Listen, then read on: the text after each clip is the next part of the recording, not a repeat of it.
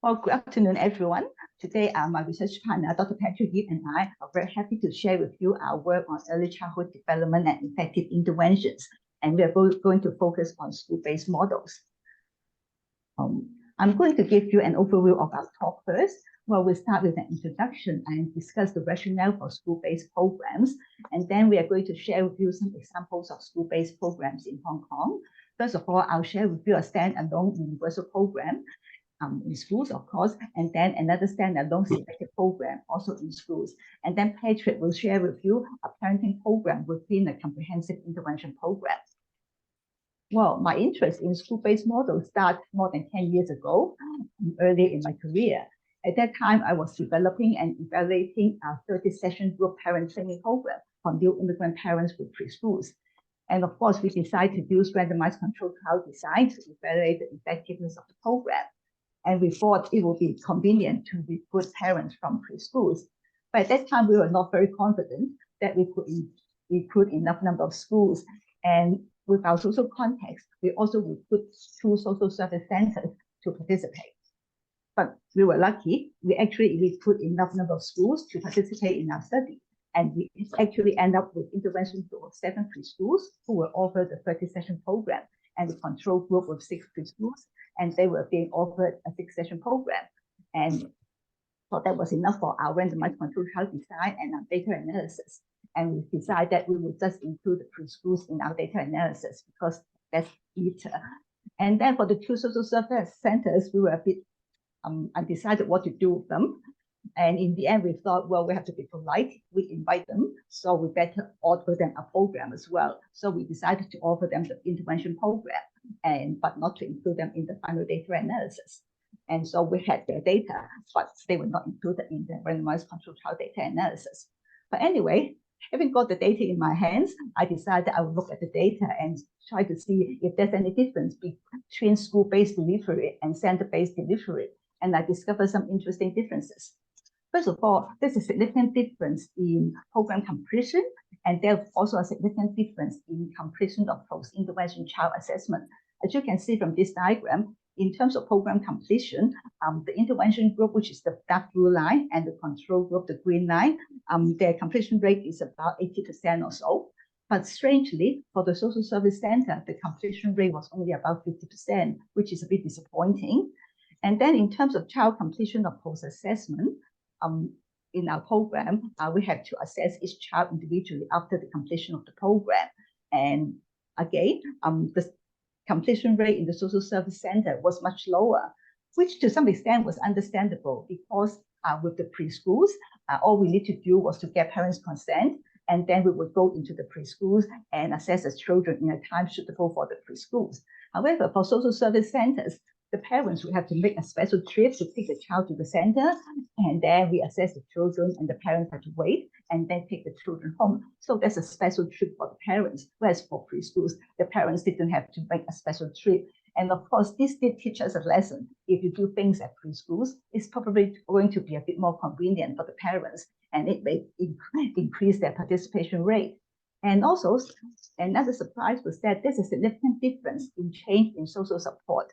As you can see here, there's a big increase in social support among the intervention group preschool parents, and there's a bit of an increase in social support among the control group parents. But for the social service center parents, there's no change at all. I think it's understandable that we see a big increase in social support in the preschool intervention group. These are a group of new immigrant parents, and they may feel a bit lonely in Hong Kong. They have few relatives or friends, and now they're in this program with other parents for 30 weeks, and the parents have children of similar age, and all the children are studying in the same school, and so there's a lot of things in common for them to talk about.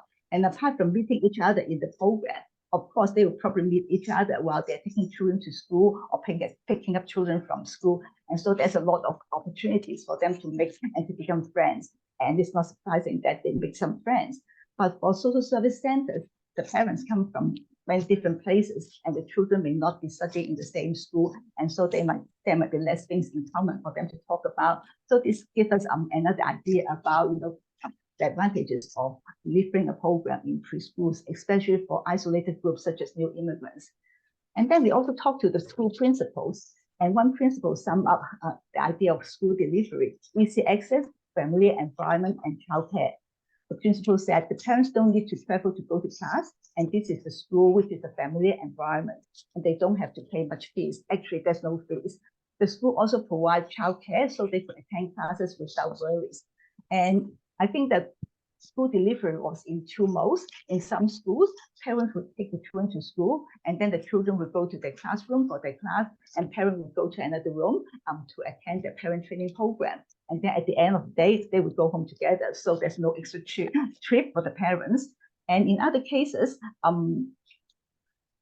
the program was delivered after school hours, and the parents would go there to attend classes, and the school would provide childcare, and then the parent and the child would go home together afterwards. And of course, childcare provided by school is much more acceptable for the parents and for the children. It is a familiar environment, and the parents obviously trust the school, so they feel comfortable. And so we have these advantages for school-based delivery.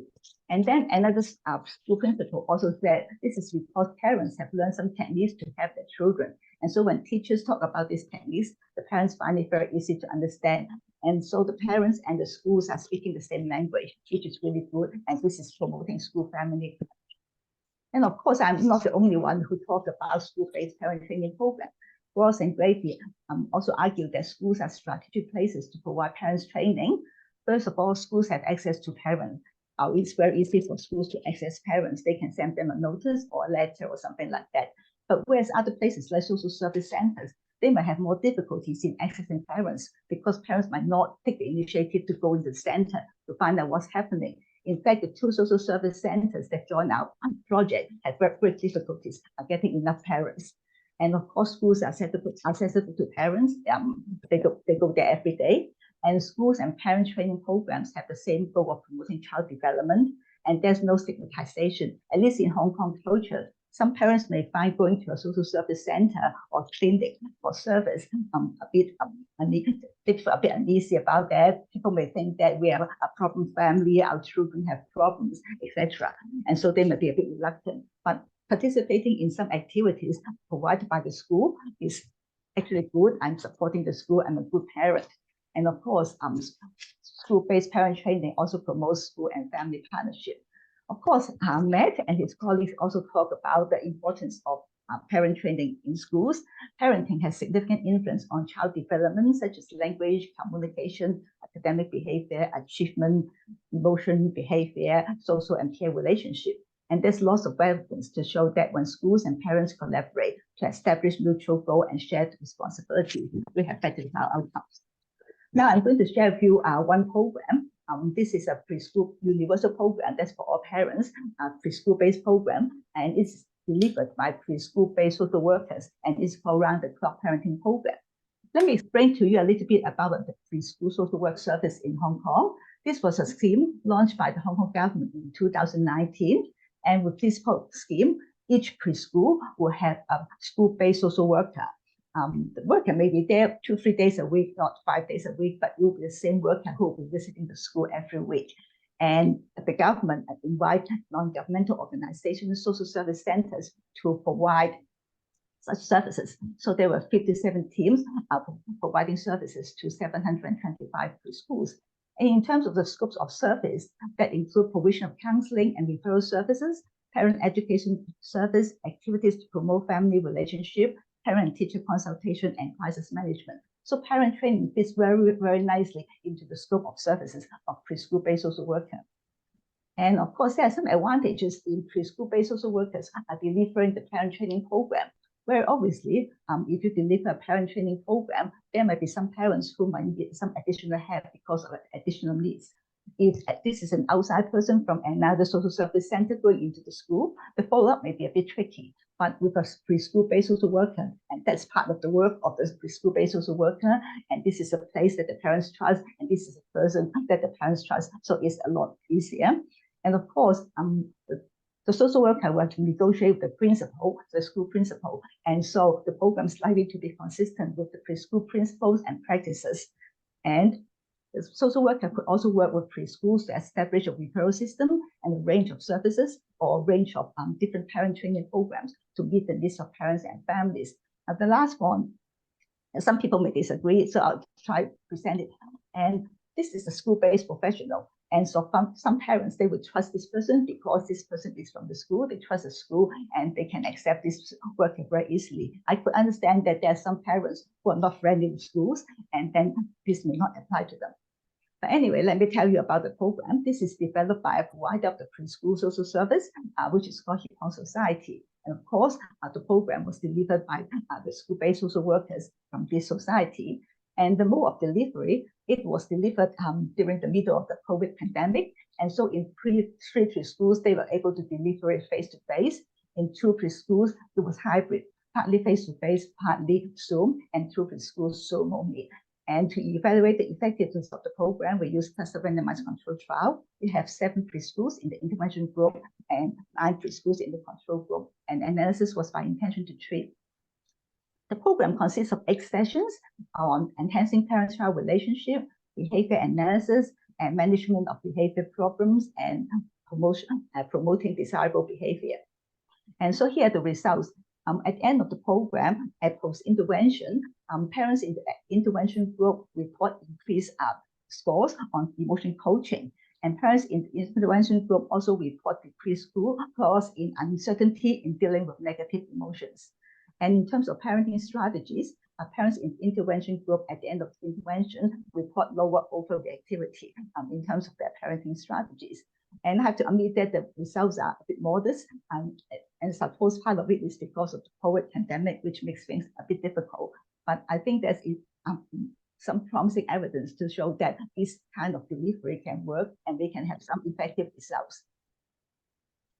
Next, I'm going to share with you another program. It is a selected program, and again, it was delivered in preschools, and it's called Healthy Start at School. This was funded by the Quality Education Fund from the Hong Kong government, and the target participants were parents of preschool children from socially challenged backgrounds, such as new immigrants, single parents, or low-income families. And then also parents of children with behavior problems, such as non-compliance or aggression. And the service was delivered by a non-governmental social service center called Tung Wah Group of Hospitals. And it was delivered like that. The social service center would send a project social worker into the school to work with the parents. And the school has to nominate a school representative, a teacher, to work with this social worker. So the teacher will have to assist with logistic issues, administrative issues. And then the worker and the school would have to nominate 4 parents in the school to become what we call parent ambassadors. They're going to have in the actual parenting group in terms of small group discussion, assistance in role play, connecting with the parents participating in the program. And of course, we have the parents who are actually participating in the program, about 10 in each school. And first of all, we have to train the parent ambassadors first, and they have to undergo a 6-session training, including enhancing parent-child relationship, behavior management, learning through play, pair reading, and preschool concepts. And then for the actual program for the parents, it's divided into 3 areas. First one is psychosocial, building a parent-child relationship and behavior management. The second one is cognitive, which is learning through play and paired reading and learning preschool concepts. And all these are delivered in a small group setting in the school. And then for the physical area, it's a bit difficult to recruit enough health workers to go to different schools, different sessions. It's delivered in the format of a mass lecture. So first of all, we have oral health and mealtime issues. And then second, we have child diet and healthy menu. And then we have designing physical exercise. And finally, for the physical aspect, we also include a home inspection for home safety. And this gives you a bit of an idea about the content of the program. To evaluate the program, we used cluster randomized control trial. We had 10 preschools in the intervention group and 10 preschools in the control group. And analysis was by intention to treat. So here are the results. At the end of the program, there's a decrease in child behavior problem in the intervention group, with little change in the control group. And at the end of the program, there's an increase in parent report of child academic competence and learning motivation in the intervention group, little change in the control group. At the end of the program, there's also an increase in teacher rating of children's academic competence in intervention group with little change in the control group. So we can see there are changes both in child behavior and child learning. And then in terms of child health issues, at the end of the program, children in the intervention group brush their teeth more frequently, and the parents in the intervention group also provide healthier meals to their families. And then in terms of parenting, at the end of the program, there was a decrease in parenting stress and an improvement in self-efficacy among the parents in the intervention group with little change in the control group. Then we look at the group of parent ambassadors. They have to spend a lot of time, actually. They have to attend the training, and then they have to participate in the parent training program. And we ask them to complete some questionnaires before they start the training, and after they complete the helping in the parent training program. And as you can see here, there's a decrease in child behavior, parenting stress, and then improvement in social support and self-efficacy among this group of parent ambassadors. And this is a very happy result for us. These parent ambassadors, they spend a lot of time helping others, and they themselves and their families also benefit from the program.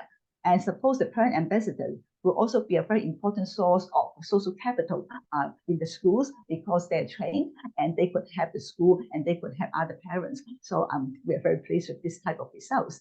And now I'll hand over to Dr. Patrick Yip so he can share the program with you. Thank you.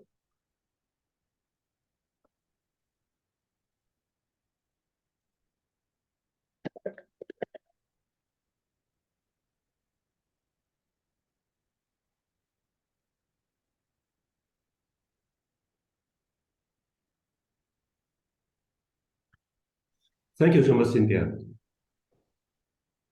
Can you all see the screen? Yes.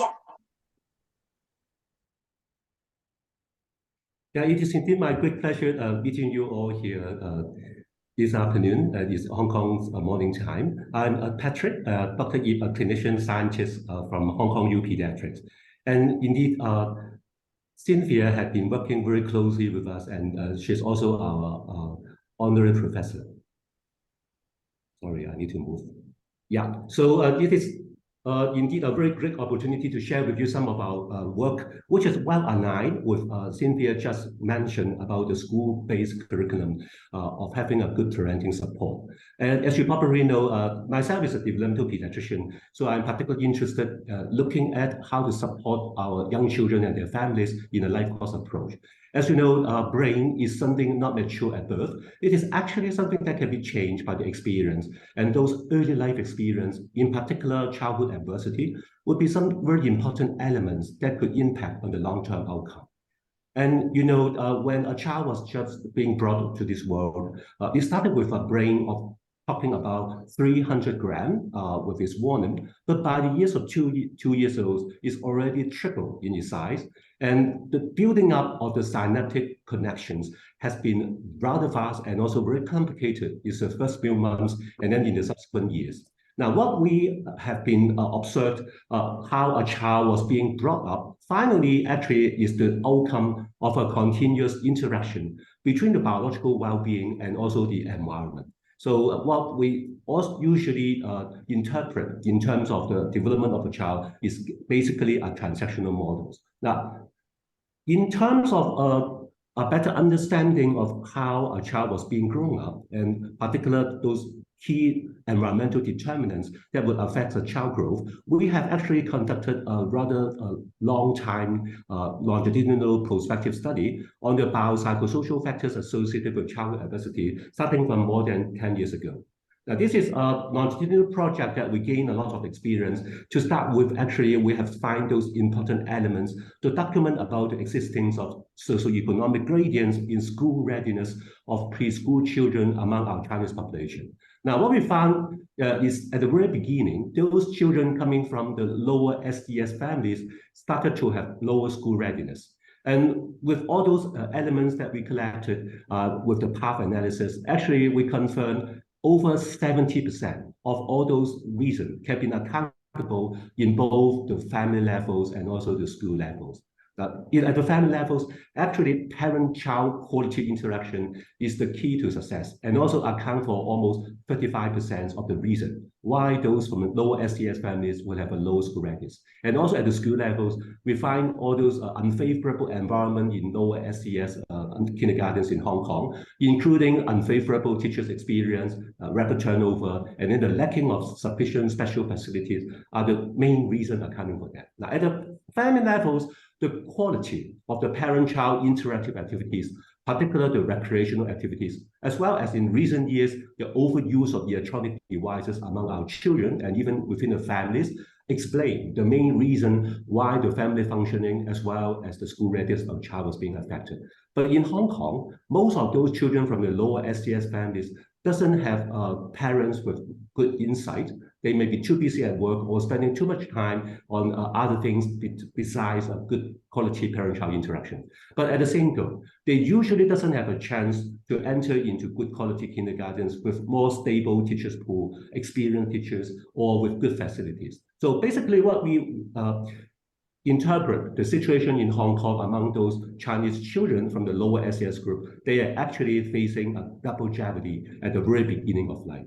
Now, because of that, we have actually collected longitudinal data and also with a more statistical approach to assess, compare the importance of the different factors. Now, when compared with other important factors like the household income, parental education levels, also the social status, we find parent-child interactive activities is the single most important predictive factors. And the PCI, the parent-child interaction, actually has a much better predictive performance on the long-term outcome of the child when compared with the family income or other economic factors. During the COVID pandemic, actually our team have been working very closely with our partners in the multidisciplines.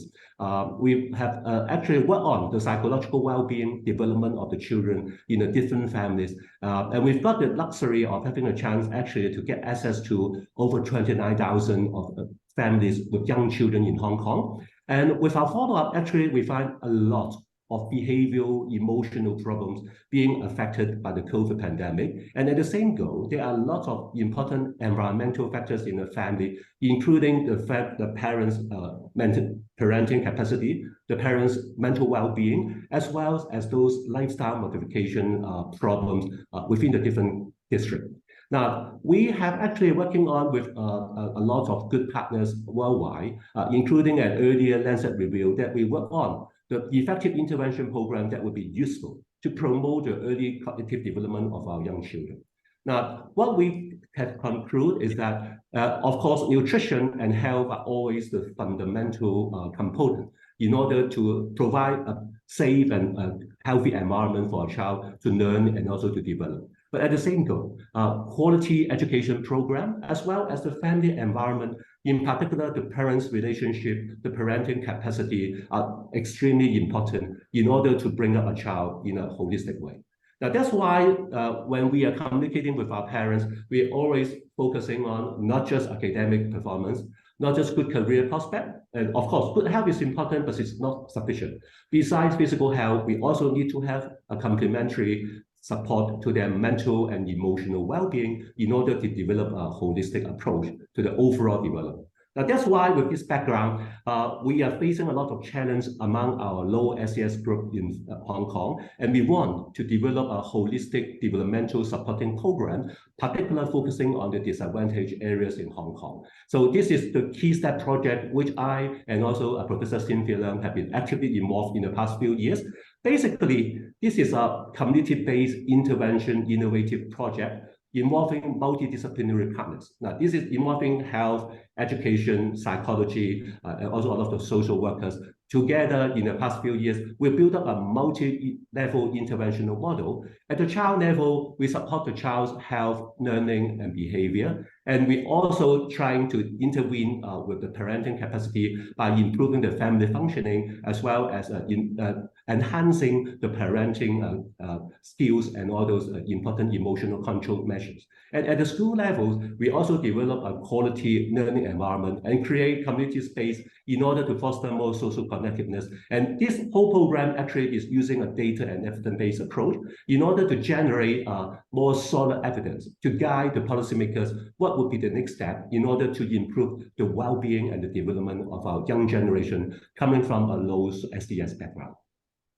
Now, I just briefly mentioned about the health program. Basically, is using a very innovative 4 tiers approach at the community level, involving prevention, assessment, and then timely interventions.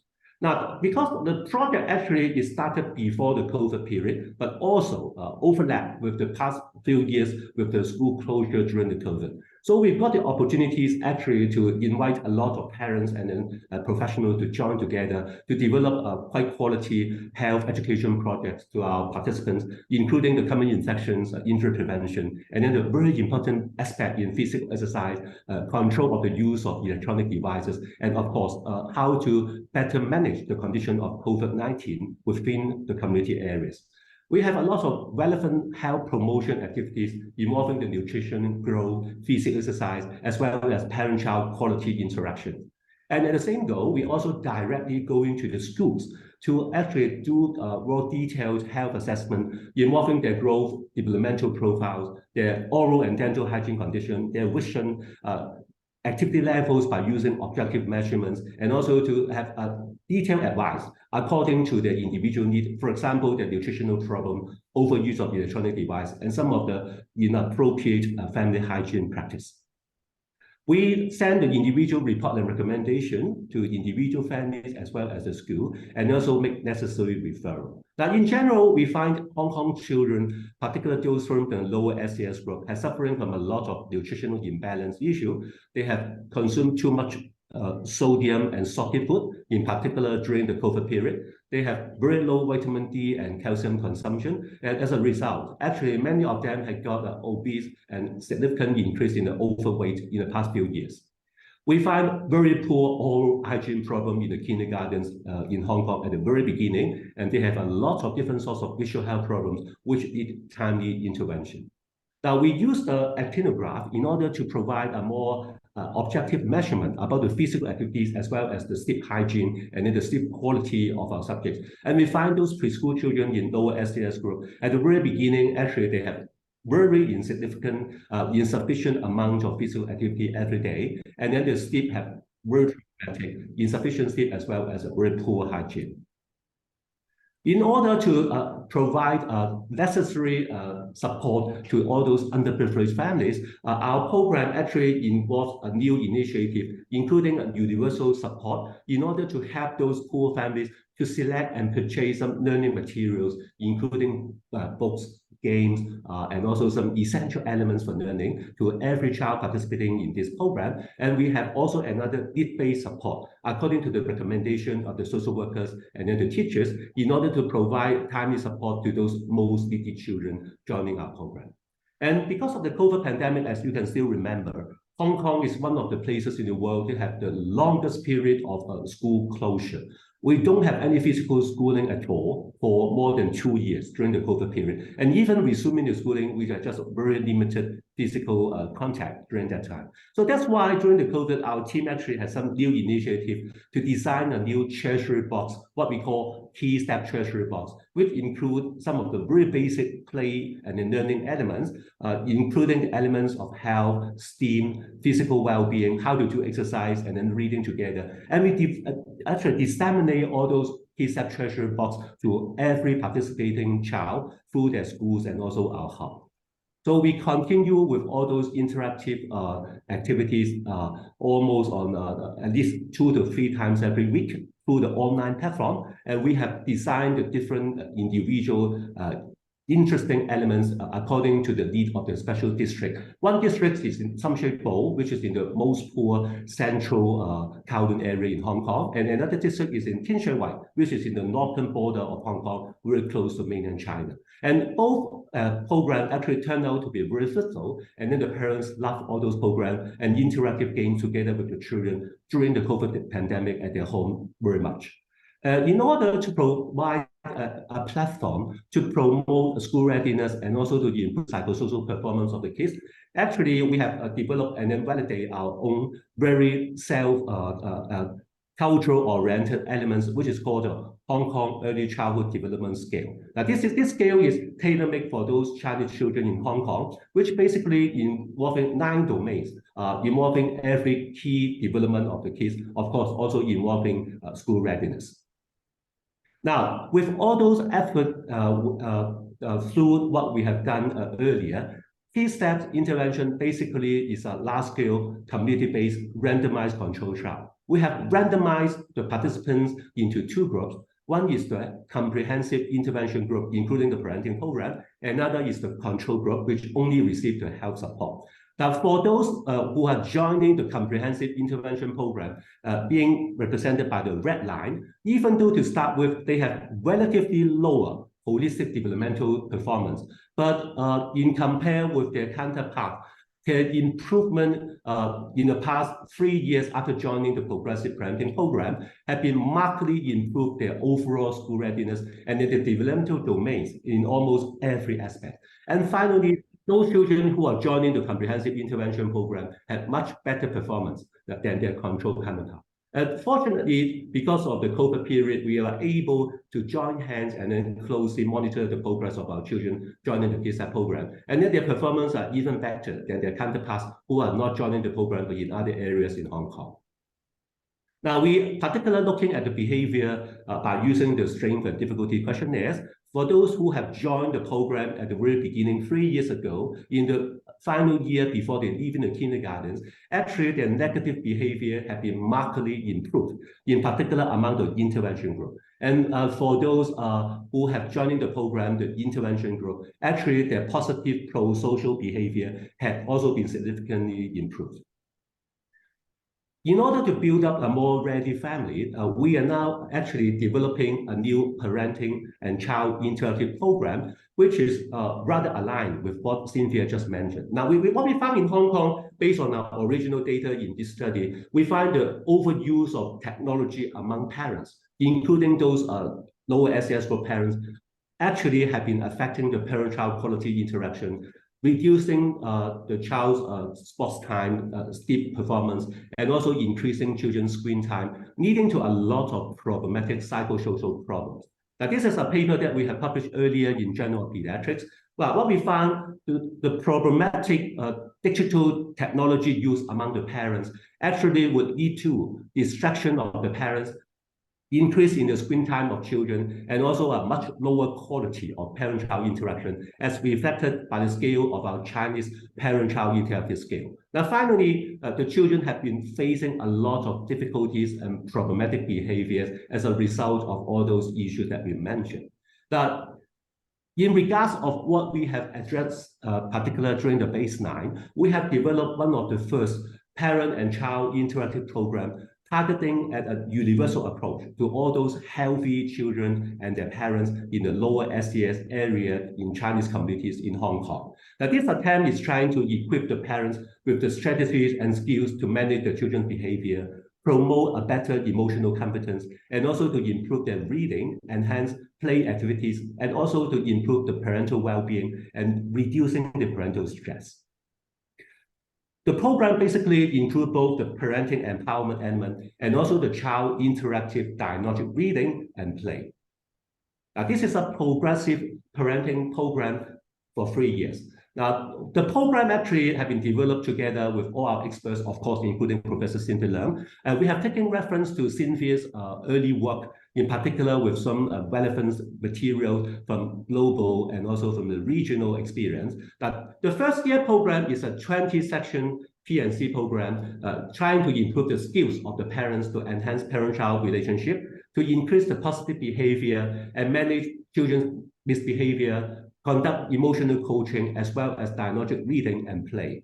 And starting from second year onwards, we find actually the need of further enhancement by additional programs to provide positive parenting skills and also subsequent further engagement of the parents to have more in-depth emotional coaching and regulation modification. Now, all these 3 years program were conducted at the school levels, so it is basically a good example of the school-based program. We have published part of the experience that I've just mentioned in the holistic program involving the KSAP parent-child interactive program in JAMA Pediatrics earlier. For those who are interested, you're welcome to have the time to look at how we assess the effectiveness of this multi-component parenting intervention. Now, what we found is basically the intervention program leading to marked improvement in the children's behavior and also with an improved in the parenting capacity and also the parents' emotional coping strategies. Now, we also found the reading skills and also the behavior of the children have been markedly improved. For those who have joining the comprehensive intervention program, we found the progressive program have been helpful to improve the behavior of those children, improve the individual developmental profile, and also improve the parents' parenting skills and also the handling of the communication with the kids, as well as improving the parental acceptance of those negative emotions of children. Through our very happy expectation, actually the parental well-being and also the parenting stress, even during the COVID period, have been markedly reduced after joining the program. So basically, this P&C program is one of the pioneer attempts to integrate the behavior management with emotion coaching, diagnostic reading, and interactive play. We try to build a new model, provide universal service to low SES families in order to enhance the well-being and also the developmental profile. The key step also consists of other approach to support the school. For example, at the school levels, we have developed a professional development program together with our education professionals at 4 tier levels, including the general talk, specific workshop, and also the on-site support. Now, we have invited our friends and experts from the field to actually have regular seminars and lectures to share and also to empower the teaching abilities of our educated professionals. But we also have spent effort to enhance the school learning environment and also to train up the teachers through a more structural approach. We are adopting the ECAS, the Early Childhood Learning Environment Assessment Scale, in order to have some mentoring on-site in schools to improve the teachers' understanding how to improve the hardware and the software of the early childhood school learning environment. And what we found is a very fruitful outcome, able to actually to train up some potential trainer at individual kindergartens, which could help to add themselves as further trainer in the future. And at the community levels, we have built up a new model, which is called the community parenting hubs. Basically, we are approaching a data-informed hub design to develop 2 physical space in Sham Shui Po and Tin Shui Wai, the 2 most deprived areas in Hong Kong, to allow we to conduct all those experiential and thematic play activities, allow the parent to join the program at the different levels, and also allow the teachers to bring the kindergarten students together to all the physical space to join all those training and share their experience. So with all those purple experience, we are able to engage key professionals from our education bureau, as well as the key government officials, including our chief secretary, to visit some of our programs in order to share our mission, how we are making use of the small step of every kid to become a major step in the whole society. And here ends our presentation. Thank you.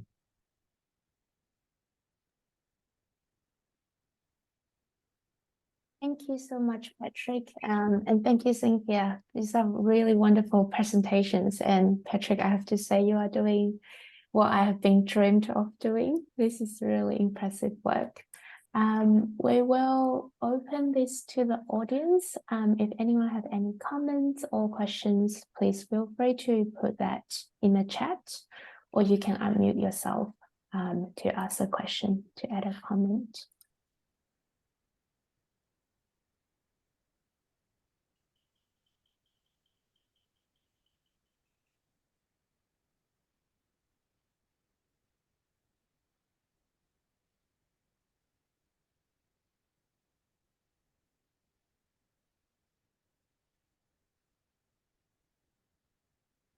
I have a question, if that's all right. Yeah, go ahead.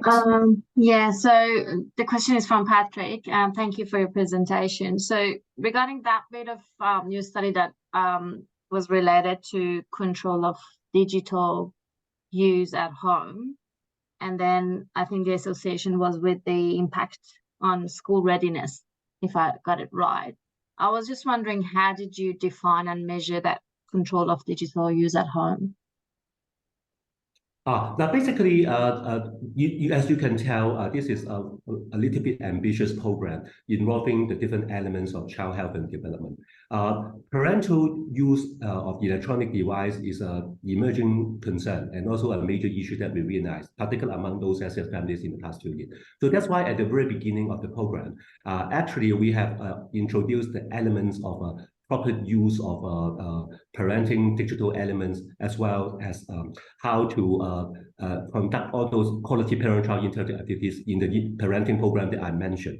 And also we are using a scale to measure the use of the parents' time in the use of the digital device. We are basically using the scale involving the programmatic digital technology use scale in order to see whether the parents have been distracted. So that's what we call parenting distraction scale in the paper that we published in Journal of Pediatrics, to monitor whether the overuse of electronic device among those parents is one of the key factors leading to problematic behavior of the children. Now, basically, this is an observational study. But on top of that, we are so surprised and also so fortunate to observe finally for those lower SES families who have marked improvement with the school readiness of their children. In general, the parents also got a significant reduction in their overuse of electronic devices, and then the parental distraction of the high technology had also been improved as well during the program. So we believe, hopefully, this may be partly related to the parenting intervention program that we conducted earlier. But basically, this is an RCT design, so some of the findings is still having some convincing result.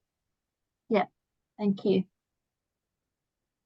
Thank you for that. We do have some questions coming through the chat. I think this is a question for maybe both Patrick and Cynthia. So is the idea of parenting being a private domain an obstacle to evidence-based interventions? Actually, this is a difficult question. Of course, in most cases, we're able to recruit parents into our parent training programs, and the participating parents seem to be happy about it. But of course, they are hard to reach parents, and we often say that these are the parents that really need the program, and we're not able to reach them. So that is an issue. So is that because those parents think that this is my private domain and I don't need your help? I cannot be 100% sure. But I think being introduced by the school in Hong Kong, parents still have some respect for the school, and that may help them feel that, well, this is something normal all parents in school are supposed to do. So hopefully that might be able to normalize the issue a little bit. I don't know whether Patrick has anything to add, or whether Daryl, you want to say more?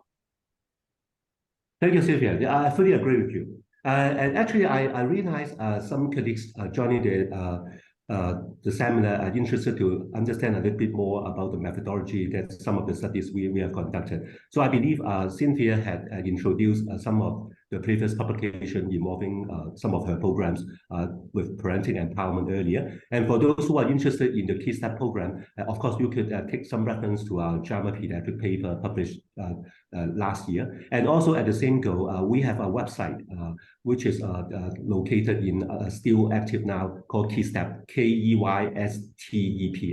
And in the website, they have a lot of information about the program design and some of the details. But in general, we are fortunate the program was being successfully developed is because all the great work of Cynthia and also many of our collaborators in the past 10 odd years in Hong Kong. We find a lot of evidence about the importance of parenting support to all those young children, particularly those new immigrants or those coming from the lower SES status. So we have finally motivated our community partners, in particular a major funder, Hong Kong Job Day Club in Hong Kong, which is interested to support early childhood development. The program actually is just got to be a start, a very successful pilot program to generate some important evidence. But after that, actually, Jockey Club and also many community partners now are more ready to invest more money and also resources into early childhood, in particular supporting the parents of those young kids. So this is how we start the program.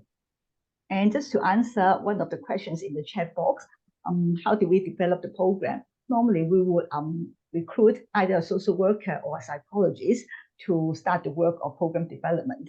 And with our program, it consists of a manual for the facilitators. So what they should say, what they should do, etc. And then PowerPoint for the facilitators. And then we have notes for the parents, and we have homework for the parents. We believe that homework is very important. You can teach the parents a lot of things, but if they don't practice it at home, then of course you won't see the effect on the children. And that's why the homework is very important. We hope the parents will spend like 5 minutes each day with the children to do their homework. And actually the children welcome the homework, and they would remind their parents, Mom, it's time for you to do the homework, because it's a time when the children can spend time with their parents. And of course, in our program, role play is a very important part, because we think that it's only through demonstration, rehearsal, and feedback that we can have parents grasp the strategies that we teach. And so these are some of the components in our program. And I see John has put up his hand.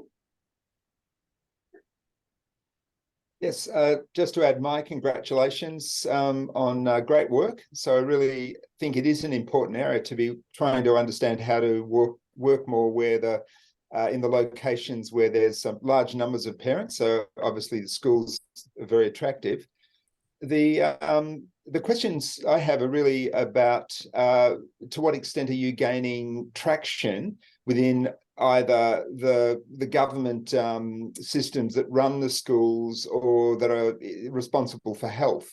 Are you finding that is there any attempts being made to show them your good results, and are they and in the hope that they might sustain the programs as more routine programs within the schools? So that's something of interest. So how do we get the programs to be accepted as a good investment by the various authorities who are responsible for our systems? So I'll leave the question there. I'd be interested in how you thought about that issue. Yeah, I think this is a very important question, and this is something that we have been trying very hard to do. I suppose with the Geography Club project being a very large project, and perhaps we have a better chance to talk to the senior government officials to ensure that they understand the importance of these programs. And now with the launching of the preschool social work services, we are hoping that many of those non-governmental organizations who are delivering such service will start to look more closely into development of evidence-based programs. For example, the one that I showed you, the organization that developed the program is likely to sustain the program to deliver it again to the schools that they serve. And we hope that there can be more than one program in Hong Kong, which is effective. And my dream is that the government could set up kind of database where we can have a number of evidence-based parenting programs. And we have training programs also for the workers. And then the workers can deliver these programs to the parents in the schools. But this is my dream. And well, I suppose Patrick and I will have to work very hard to achieve the dream. Yeah, thank you, John, for the very good comment and also question. Indeed, it is actually our dream, and we are happy to see some positive progress in the past few years. For example, we have established the first Commission on Children in Hong Kong, which is directly being chaired by the Chief Secretary. So that's why we are now making into some new policy. One of those is what Cynthia just mentioned. We are trying to build up a new central data bank for children in Hong Kong. This is the first initiative. So we just completed the consultancy study about the feasibility and how to integrate those data from the government and then the key officials. What we are planning to do, we will start to collect those data regarding to child protection, mental health, and then the special needs children first. But then afterwards, hopefully we can also involve some of the education data and then to move forwards to have a better a collection of all those important dimensions in Hong Kong as well. So talking about what Cynthia just mentioned about how we could further extend the program, this is definitely our hope. And with the prelim success of those evidence in the key step first phase, we are now getting the support again to extend the program into the key step phase 2. So in the phase 2, what we just start this year, we are involving much more families and schools. Now we include 5 districts in Hong Kong, involving several hundreds of schools. And hopefully, what we are planning to do, we are going to train up the school social workers in the kindergarten level, like what Cynthia just mentioned. Because now we have a new social worker scheme supporting the individual school. We hope to train up more social workers at the school levels to do the parenting program, so that they themselves can can become the trainer in the future and then have to take charge of all those positive parenting program at the school program. And we are also under discussion with Education Bureau and Social Service sector. As you probably know, one of the problems in Hong Kong, I'm not certain whether it's also in Australia or not, is they are very sectorial. Different departments only handle their own matter. So we need to engage a bureau, whether it's Education Bureau or the Social Welfare Bureau, in order to make the program and also early childhood into their territory, to make sure that they are eager to support the program in the longer run. So for the time being, is in a positive direction. Both the bureaus are interested to support the early childhood programs, including those parenting programs as well as the community hub that I just briefly mentioned.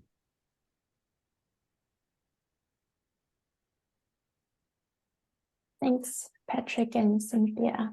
Any other questions from the audience? I do have a question for you both as well. I'm just curious, for this kind of community-based whole school intervention approach, is there a way for us to kind of identify families at a higher risk and then to provide some additional support for these families? I think Patrick can answer that. I think in the program key steps, we did ask the parents to complete some set of questionnaires, and based on the information from the questionnaires, we could actually identify some families. We call them red flag families, and then once we identify these families, then we can aim to provide them additional support, which is targeted to their needs. Maybe Patrick can elaborate. Exactly. This is a very important question, Sylvia. At our earlier stage, before the KeyStep program, actually, I work with our partners in the social service and also in healthcare sectors to identify high-risk families, including those families with teenage mothers, maybe even with substance abusers in the families, and also with parental mental health problems. So we have a new program called Comprehensive Child Development Service, starting from the Maternal Child Health Center, which Cynthia also helped to develop, and we pioneer some positive parenting program in the NCH as well. But for this program, because which we fully agree that the job pickup don't want to have discrimination effect, so we actually allow everyone in the same district and in the same school to join as far as they are willing. And we got a very good response rate of over 90% of those parents join the program. The only criteria is that the schools need to be fulfilled under underprivileged requirement. But after joining the program, as Cynthia mentioned, we have used some data-informed approach. From the baseline, we measure about the quality of parent-child interaction, the parental competence, the parents' mental health conditions, and also the children's individual school readiness. And then we tailor-make some individual case management approach, working together with some of our caseworkers to have some more intensive program for those relatively deprived families. So that's how we use the data-informed approach to alert our professionals who are families that would need probably a little bit more intensive program.